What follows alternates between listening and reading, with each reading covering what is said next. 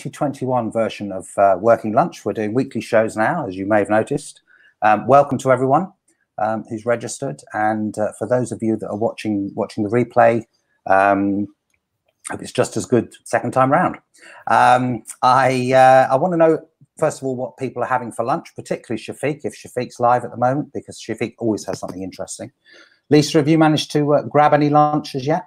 I shoved a wrap down my throat, which is as aggressive as it sounded, trying to get ready for this, as well as sort out 2 kids. Yeah, I've avoided that lunch thus far. Yeah, dust, I think, so far, Stephen. I agree with you on that. Oh my God, very dark materials, Stephen. So, Lisa, for those of you that don't know you, can you just tell us a little bit about yourself and what you do and what you've been doing, because you've been in the industry for a while now, and yeah. give us a who is Lisa Jones? There's 2 versions. I'll tell you the version that I want to be, and then throughout this webinar you might guess what I really am. How about that? So we'll start with the pitch. Hello, I'm Lisa Jones from Barclay Jones, imaginatively named. I run a small business that works specifically for recruiters that are growing, recruiters that don't want to go insane. No, let's start again. There's 3 things that my business does. We train recruiters to use technology in order for them to generate more phone and FaceTime and ultimately more fees. That includes things like bullhorn training, Herefish, Adapt if you've still got it. Hundreds of people still do, as well as lots of other stuff like recruitment marketing and just generally being effective with their tech. The next thing that we're interested in is recruitment technology. So are you using the right tech in your business? And how is it driving what we call the 4 Cs, candidates, clients, colleagues, and cash? And the final thing we're really interested in is recruitment marketing, sales-led. So we work with marketeers of all levels and salespeople of all levels to coach and train them on how to generate the 4 Cs, candidates, clients, colleagues, and cash. So there's a theme. It's all about recruitment. It's all about growth. It's all about effectiveness. It's all about doing more with less. Good. We're in the right place then. My bio. That's a long version. That's good. That's good. So how have you coped with lockdown? We're on the 3rd lockdown now. How have you managed so far? Oh, it's been an absolute breeze. It's been a breeze. Do you know, let me tell you, I never realized homeschooling could be so much fun. I never realized that 12-year-olds that go through puberty the day we go into lockdown could be such an eye-opener, boys, that is. I never realized how an 8-year-old could spend the entire period of lockdown figuring out all the weaknesses we have in our home lives and in our personalities and really capitalize on them. I never realized that there were some opportunities to really learn about myself. I never realized how easy it would be to work from home, run a business during a recession, keep clients happy that, bless them, they've all lost their hair and gone insane. Being in lockdown has given me a real opportunity to work smart and use whichever 24 hours in the day I would like to use. There we go. Does that give you an indication? So it's been tough. People who know me know that I work quite hard. I like to think I'm pretty effective with my time. I'm not always as aware of what's going on around me because I'm probably doing 15 different things. This has been an interesting challenge for me. However, I'd like to think I've stayed positive throughout. I've certainly cottoned on to the fact that we're in this for quite a while yet. I'm certainly not going to a protest to say it's unfair, because it's what it is. I studied history a few years back as part of one of my degrees, and I realised that when there's a pandemic, things are pretty shitty. So I'm not worried about the fact that I can't go to the pub because I've got enough gin in the house. And I'm not worried about the fact that I can't go to the cinema because there's plenty to watch on Netflix. And oh my God, am I making that a project? So I'm more focused on just getting on with it. This is what we talked about last week. Absolutely. I'm a project manager, I'm a fixer. So I'm looking at this as, look, well, I don't have the background to fix this economically. I don't have a science degree to allow me to cook up a quick vaccine. I'm the wrong side of 80 to qualify for a jab. So what can I do in the meantime? Well, I caught COVID, sorted that out. That wasn't a pleasant experience. And I've got 2 kids that, like I say, if I can get through a day without them killing each other or me threatening to kill them, it's a good day. So it's been a tough few months.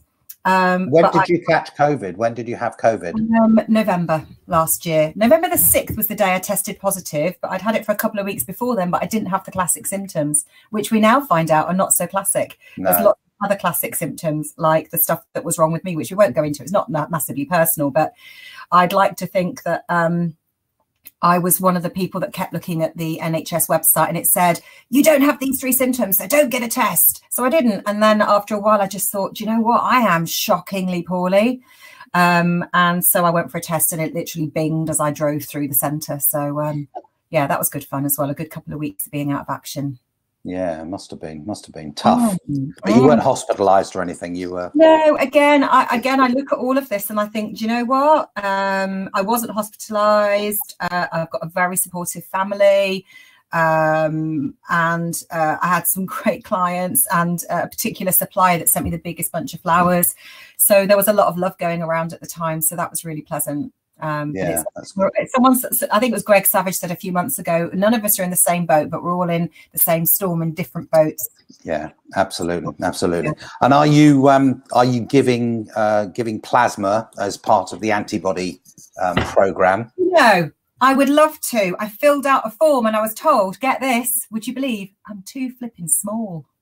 Too small? Too small. You have to be a bit bulkier. And I say you're not very tall. I do know that. You can't tell that from the screen, but I'm a teensy little pixie. You are standing on your chair, aren't you? At the moment? Yeah. I'm on a hoverboard. No, I'm not heavy enough, and I'm too small. So because there's not enough, and I'm genuinely, if anyone's met me, they know I'm the wrong side of a size 12. Yeah. But it's yeah, I filled out all the forms and they came back and said there's just not enough meat on the bone. And right. You know, so I'm a bit gutted because I would be I give blood regularly and I'd give everything away if I could. But yeah, a good friend of mine is who's got nothing to do with the recruitment. He is he does it regularly, I think every 2 weeks. And in fact, Richard Putley, who's been on this show, actually was on one of the shows last year. One of the MDs of executives in Africa. He got it quite early, and he gives regularly. I think it's every 2 weeks they have to. It's a very interesting experience, I hear, but we won't go into the detail of that since it doesn't apply to you anyway. I think anyone who can give stuff away during the pandemic needs to do it, no matter whether or not it's in their body or outside of their body. I'm a big kind of girl. Absolutely, very, very true, very true. So just get on with it. When we talked last week, you said that's what you think people should be doing. So just define that for me. What are you talking about with regard to our industry? What does just get on with it mean? I've always been of the opinion that irrespective of where the economy in the world is right now, that obviously you're in control of your own destiny to a degree. Some of us have had to work harder than others to get to where we are, kind of thing. And if I know anything about the recruitment industry, I know it's populated with lots of extremely intelligent, energetic, passionate creatures. But I do think what's happened in the last 12 months has knocked us for 6. And I was in the last recession, like a lot of the people on this call are or were. So I saw what it did the last time and the time before that. And I was affected by the last recession because I was an IT director and I lost my job just as I'd given birth. So that was all great fun. So I look at it and I think, right, I've been watching some of my clients and the ones that just got on with it, or more importantly, were getting on with it before COVID. Mm-hmm. They got the data sorted out, and I don't mean 100% clean. Nobody needs to do that. 5% clean and make money from that 5% is good enough for me. Don't quote me on that stat, but it's a good start. Don't clean everything up and think you're going to get a sticker. Start with small pockets, work it, baby. So this particular client I'm thinking of, which I won't name names, decent data set, strong processes that even he knew about, the lofty height of being a managing director, processes that he didn't tell me about, and then I soon found out the team weren't really delivering them because what does he know? But strong processes that were visible and recordable, decent tech that he could afford, that worked, and he didn't just use 20% of it and then thought, I'm being specific now, oh, they're all young, they know what they're doing, I'll just let them get on with it as long as they bring the money in.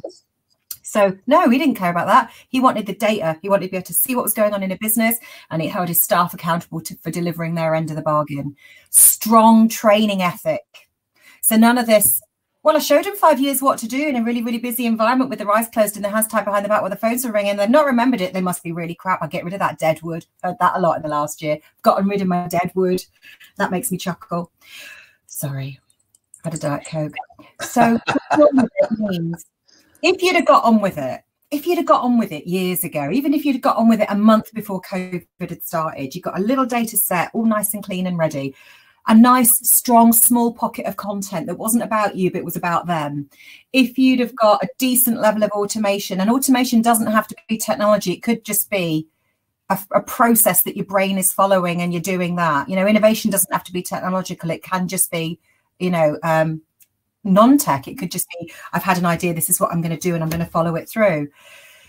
But now what we found was the clients that hadn't got those little pockets of excellence in their business potentially had the stuffing knocked out of them. And I was definitely one of them. You know, I remember March last year, and I found out yesterday that the first COVID death happened on my birthday. Rock and flipping roll, if ever there was a nice way to celebrate. But when we all had to shut down last year, I remember sitting in my office going, I can't understand why anyone would need an office now. I remember looking at it thinking literally the world is about to change. I've let my staff go. Some of them go, some of them go home. And we can all cast our minds back to how we might have felt then.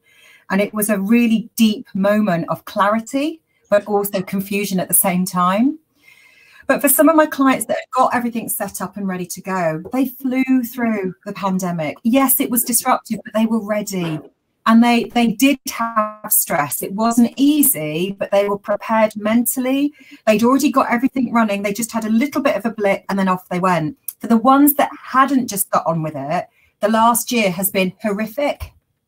So I'm now saying... It's also, sorry to interrupt you, surely it's an opportunity as well, hasn't it? Oh my God. Been an opportunity for certainly some of my clients. I know they've taken the opportunity to do a lot of the things, I suppose, preparing after the event or after the fact, but that's also a good thing to have done, and a real thing to have done if you weren't ready. I think that, you know, managing a business through a crisis, you need a certain skill set, don't you? I suppose when we had the conversation last week and I said, I just want people just to get on with it, it's like, you're not going to receive a letter from the government saying you're good to go now. No. You're going to run your business again. It's never going to happen. They're a bit busy, for good or for bad, whatever your political alignment might be. I think we've learned enough by watching the world, and even Germany now are getting a hammering. And we always look at Germany as going, they're pretty organized, they've got a decent financial setup. But, you know, they hit 50,000 a couple of days ago. So they're not doing too good themselves. So we look at all of that and we say, right, what are we actually in control of? Well, we're in control of our energy levels, and we're in control of how our staff feel about working for us. So what do we need to do? So I do think you've got your first level of client, if I'm allowed to give badges, the ones that went into the pandemic unknowing, but genuinely running the business that I would run, which is effective, culturally sound, relatively clean in places, but had specific goals that everybody was aware of and everyone was pulling in the same direction. You've got the next level that were almost there, but oh God, did they get knocked off the road? They're getting back online again. So we've had our best 2 months ever in our business from December to January this year, because clients are going down the automation route. They have realized that their staff not only need training, but they probably needed training a year ago or 2 years ago. And it's not that they just need retraining because of furlough or COVID. They probably weren't that effectively trained before this breakdown. And we've seen a lot of that. I've seen a lot of that, definitely. Yeah, you know, COVID hasn't exposed dead wood. It's exposed a lack of training. It's exposed a lack, very importantly, a lack of process.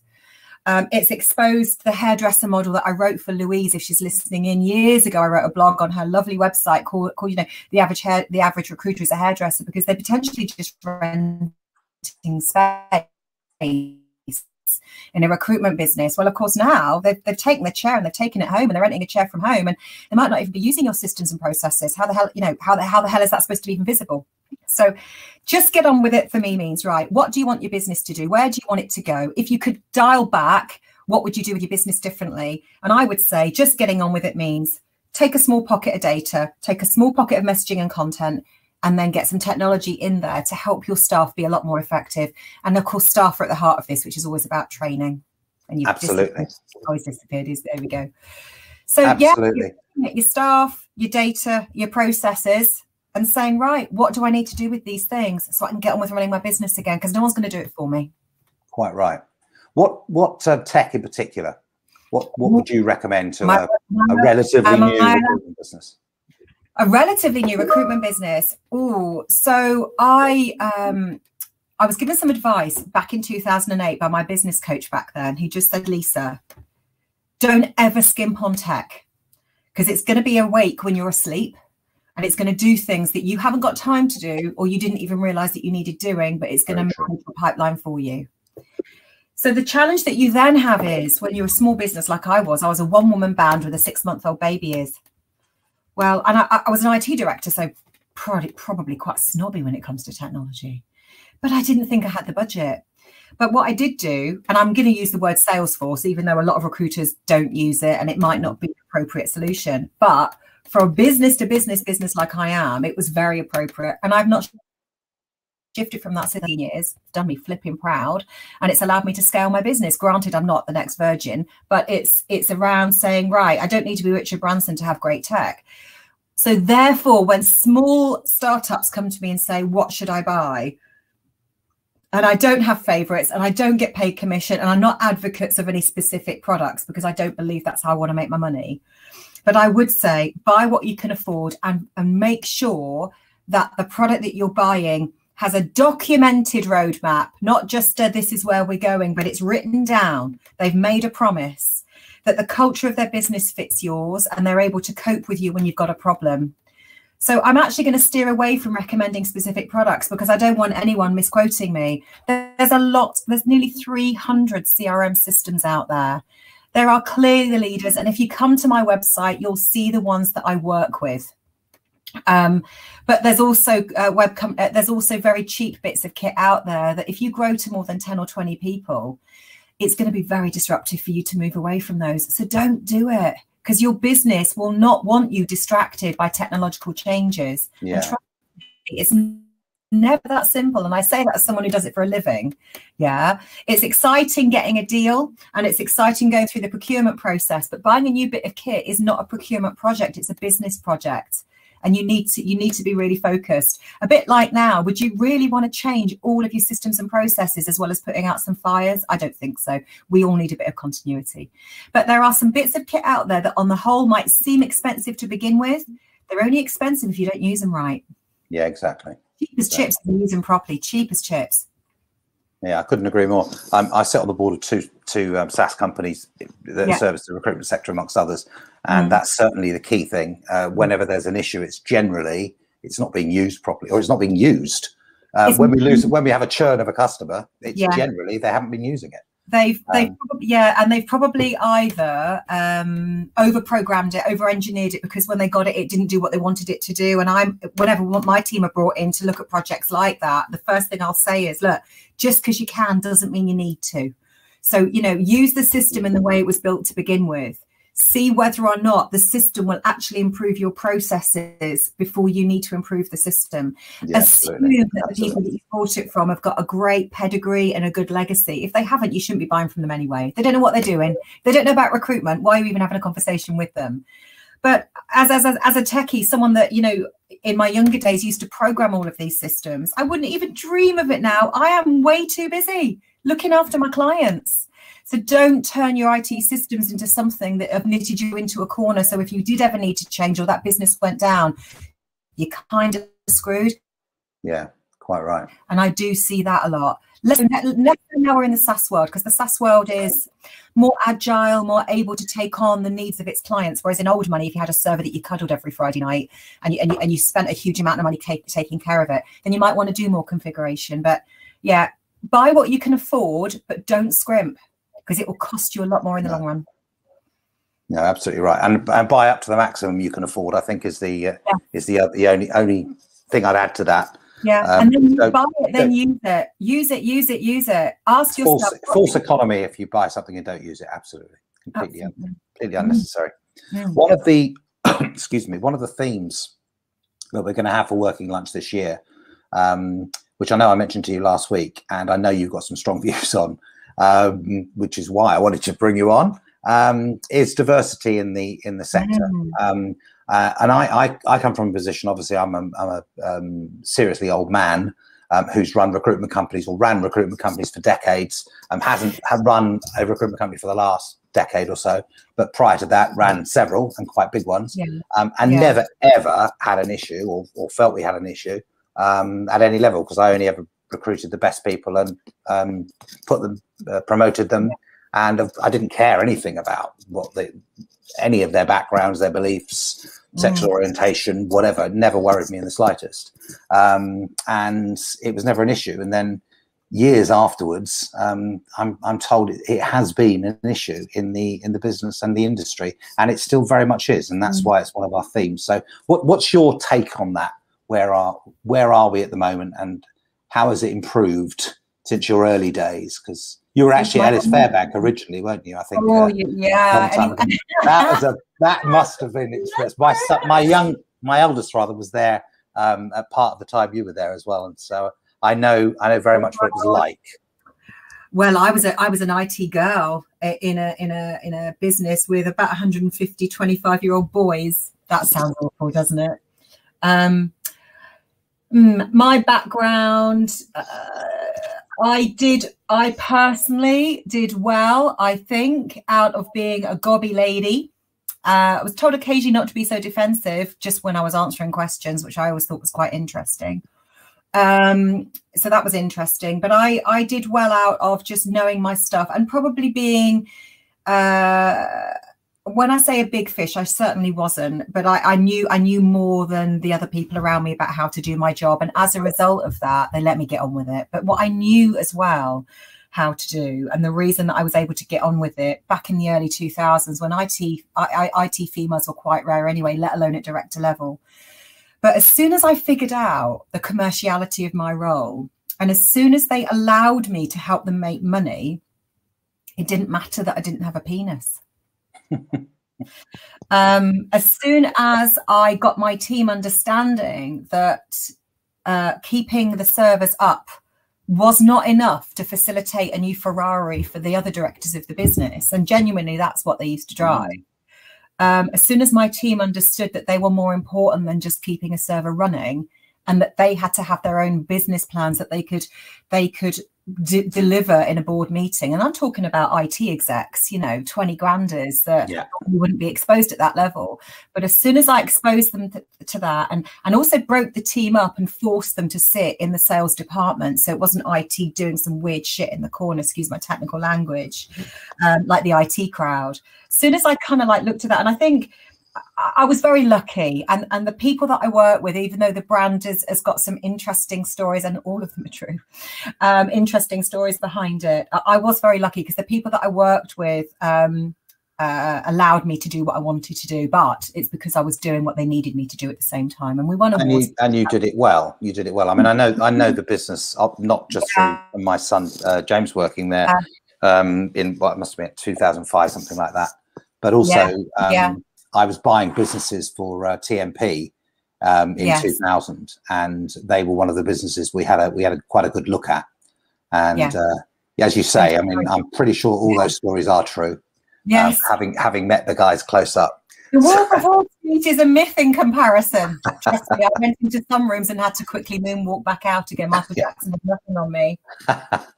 So, what about today? What's it like today? Well, if we go back to maybe January 2020, I would say to you, I'm sick of reading, and we're in the same room sometimes with Recruitment International, now Talent, looking at awards. And when we're looking at diversity, and the question that often these recruitment marketing teams, if you're listening, sort yourselves out, be better, are filling in these questions about diversity. And it's, we've got a woman in the office. We're very diverse, aren't we? And I always have a chuckle because they look at that, they go, well, we've done the woman thing. And I'm playing with you people here. I think the problem with diversity, and oh God, I'm going to get so misquoted, not that anyone really cares what I think. I think that we have to overcompensate, and I think we need to talk about it in very loud terms. And I don't think we should do it just to tick a box. I think when I read awards, what's the terminology? My brain's gone. When I'm reading the awards, submissions, I need to see data, I need to see stats, I need to see intent. And that always used to really pee me off, that there wasn't enough stuff. They were really reaching for that. And I always say to clients when I'm working with them on awards, your first year in an awards process has to be really understanding you're probably not going to win, but going through the process and understanding what you need to do the following year so you can. So if the questions are about diversity and all you can say to me is we've got 34% women and one of them was promoted last year, then you've got to look at yourself and you've got to say, right, what am I going to do differently? And I'm focusing on women because often that's all I see in these award submissions. I don't see other kinds of diversity. Now we flash forward to January 2021 and we're all working from home. For all you know, I could be in a wheelchair. I could have no legs below the knee. I could have really bad Tourette's. I actually do. I don't, but I swear a lot. But I could have all sorts of issues that are not impacting on my ability to have this conversation with you, not impacting on my ability to trade and do business. So I actually, and this is one of the massive positives out of COVID, if I'm allowed to make statements like that, which is for some of us, mere mortals, women who have grown their business through a time of massive struggle, lost a really good job in 2008, but through no fault of my own, but at a time I had also given birth as well to my first child. So it was pretty traumatic, but I got there. And then the next 12 years are running up and down the freaking M1 in a car or on a train down to London every 5 minutes, barely seeing my kids so I can show my face to most of my clients. And all of my clients are gorgeous. And I'm not just saying that for the sake of it, but there has always been that challenge of I live in Yorkshire. So therefore, by definition, I can't trade as easily because I'm not in the pub on a Tuesday night because I'm actually coming home to my kids. And I'm not that flexible, although those of you that have worked with me know that I did used to spend a lot of time down in London.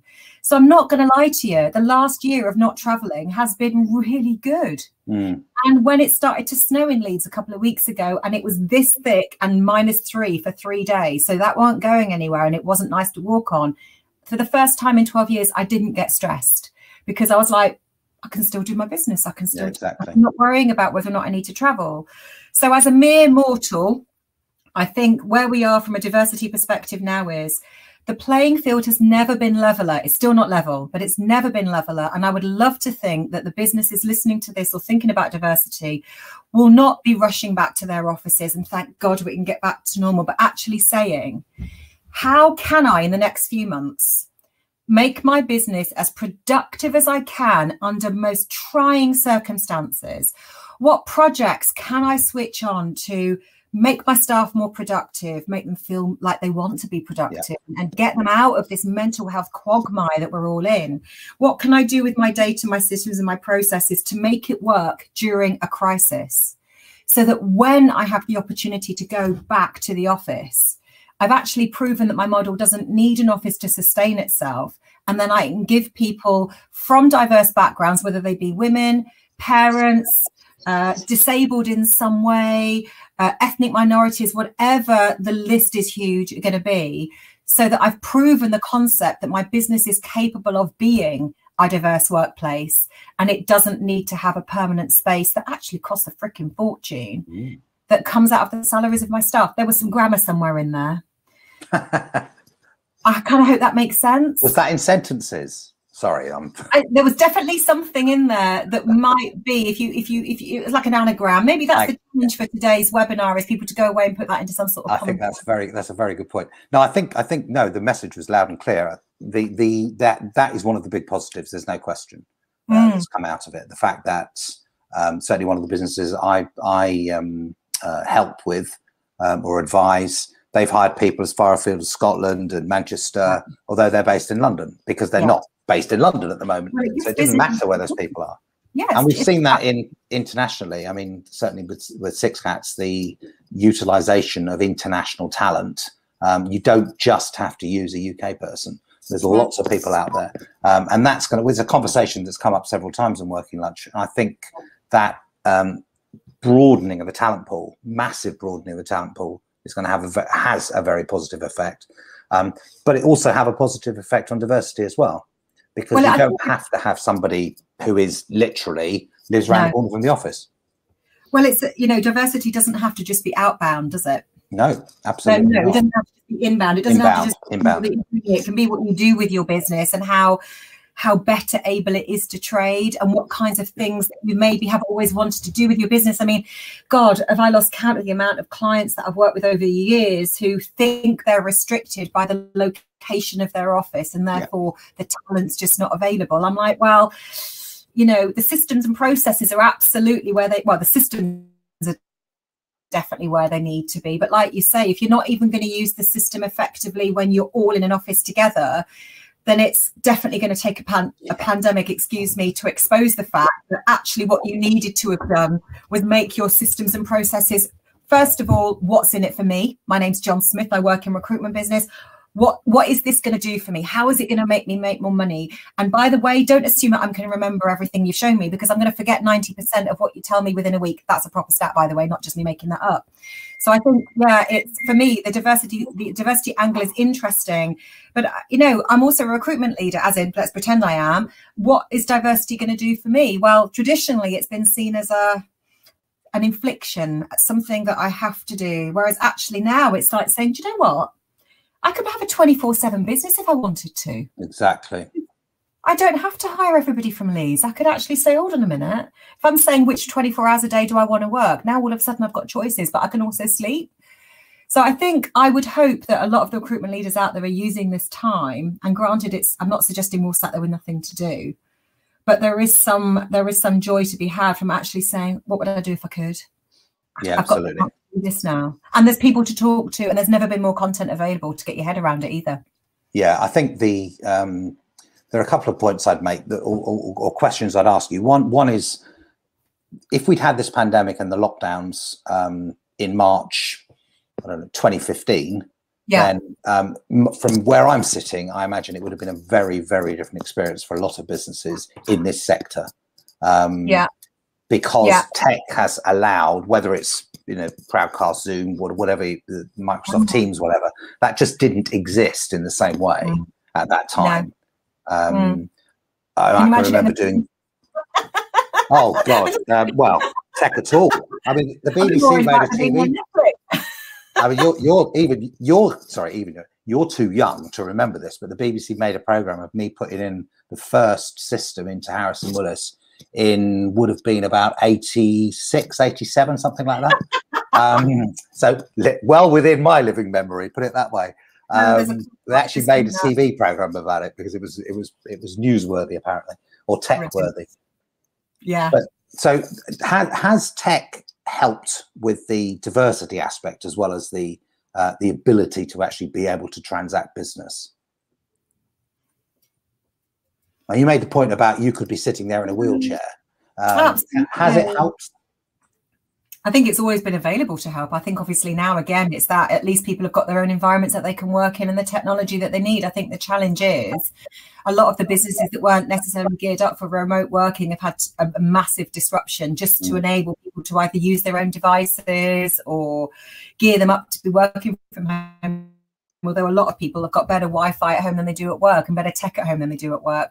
Does it help with diversity? I'm not sure it's the tech that we need to worry about. It's the processes surrounding how people work and whether or not they know what they should be doing and the training that they receive that's the issue. I don't know if I've skirted the question there. No, it's interesting. It's taken us back actually to something you said earlier on, which was about innovation doesn't necessarily need to be tech. And I imagine that diversity doesn't need to be tech-led. You can innovate, you can bring new systems and processes in or do them differently and better without actually necessarily increasing the tech. I think actually, out loud, one of the things that I hope is going to happen, if it's not happened already, again, this is one of my, and I say dreams can come true, is that the average recruitment leader, once they polish their processes, simplify them, not make them more complicated, administrative, but, you know, get them trained into the business so that they are intuitive and get the systems delivering time into the business so that recruiters can be and can call and can nurture and do all the things that the market is known for being really pants at because it doesn't have time, not because it doesn't want to, because it doesn't have time. Yeah, great. We can get all of that stuff nailed down and then the activity becomes more visible. Than what tech allows for diversity, I think, is just like when I say the age-old Lisa 20 years ago was able to demonstrate her worth through numbers. Yeah. So I could keep the systems up and running, but I don't want to be graded on that. I wanted to be graded on how much money I made the business. And I know in the first year of me implementing my new technology, each recruiter on average was making an extra 10 grand per person per month. Now, there's 150 of them. That's a good stat to have in my CV, although it's a bit, I need a new one. But I think that when you look at that and you say data doesn't lie, Cube 19 would be the first ones to say data doesn't lie, it tells the truth. Sometimes it tells the truth you don't want to hear. Exactly. But from a diversity perspective, if we level the playing field and say everyone's doing things in the same way, they're using the same systems, they're using the same data, they're being given more time to do their job and be more effective and to sleep more. And that the management layer, which I think have suffered a lot throughout this crisis because they're probably used to managing face-to-face and now they're having to do it remotely, and that's a webinar in itself, is that what they're now able to do is spot the patterns and the performance of their staff through numbers. Then it doesn't matter what kind of diversity you have within your life. If you're able to deliver the role and deliver the money and deliver the figures and deliver the candidate experience, the client experience, the colleague experience, then that can massively flatten the playing field, level the playing field. And I think tech can really have a big part in that. But tech only does as it's told. Because it's exactly. Everyone talks about AI. I'm not worried about being turned into a robot yet. You know, my coffee maker will only work if I press a button, for God's sake. It's not that clever. So I think that once we get the humans telling the systems what to do more effectively, then that will make a big difference to our industry, I think. Yeah, we'll touch on AI because it came up a couple of times last year in various discussions, working lunch discussions, amongst others. And my view has always been that whatever the tech is, whatever the process is, recruiters will always make it work for them. And they're remarkably resilient and very adaptable. They'll always make it work for them. So whatever tools are brought in, if it makes it easier to do the job, then they'll use them. I was just going to go back to something you were talking about right at the very beginning, which was the companies that were ready, that had done some preparation. Were you talking then just about getting all the tech in order and knowing what they had and how it worked and having everyone trained? Or were you talking about something more prosaic, like actually having a disaster recovery plan? What happens if, I mean, is that something, is that too much to hope for in the recruitment industry? As someone from an ex-IT background, DR planning was like business continuity was a big part of my world, and it was never sexy. No, it was never, let's have a plan. Let's have a plan for when everything goes wrong, because recruiters by tradition are normally very positive, outgoing, passionate creatures, as we've already said. So planning for a disaster, well, we've seen that very few people have done that, and actually none of us could see this coming, even though we kind of should. So I'm not sure that the clients that I've been working with through the pandemic had that plan in mind, but I think they just had a good organic approach to running their business, which was less disrupted by what's been going on. You know, they had a data-driven process. They had one that they could manage their staff through numbers. Those numbers clearly don't just appear. They appear because the staff have been using the systems correctly. Why are the staff using the systems correctly? Because the systems are set up right. The data is clean enough and the staff understand what their accountabilities are. And then the managers sit there and enforce that and make sure it happens. But at the same time, they also use the data to manage their business, their team and their pipeline. So I'm not sure that they would have had a DR plan as such, but they would have had a good business plan and a good of working that was intrinsic to really get them getting through. One of my clients had its best ever month in April last year, and they are a decent sized recruitment business that has gone through lots of pits and troughs, no doubt, but peaks and troughs, but they had it, and they've continued to grow on the back of it. So that's quite nice, and I think they're definitely ahead of the curve in terms of how they do stuff. Very interesting. But sorry, go on. I was going to say, we just had a good question from Debbie, actually. Lisa, what are the parts of the recruitment process that you would say must, in capital letters, be automated? I think certainly most of our work is automation at the moment, right? Because it's the new black. And by the way, it's been a new black for me for a number of years now, because I'll automate wherever hell I can get my paws on so I can spend more time with people. But I would say the bits that I think should be automated, look, I look at everything with beginning with C, so candidates, clients, and colleagues, right? So let's split it down into three.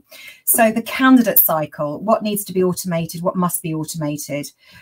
Whether we like it or not, we are not geared up in the recruitment industry to think about the candidate first. We're just not, statistically speaking. I know I might be pissing some people off by saying that out loud, but I just don't see enough of it. Why do I not see enough of it? Because we just don't put enough time into that bit of the process. because they're not paying us, are they? So why would we? It's a fair generalisation. It is a generalisation, but we won't debate that particular point. And I get it. I sympathise with it. And as you said very rightly so, I'm the tiger mum, so I'm never going to be happy. We can always do better. So automating the attraction and the nurturing, I think, is really important. I often see recruiters with way too big a data set and they fail every single time.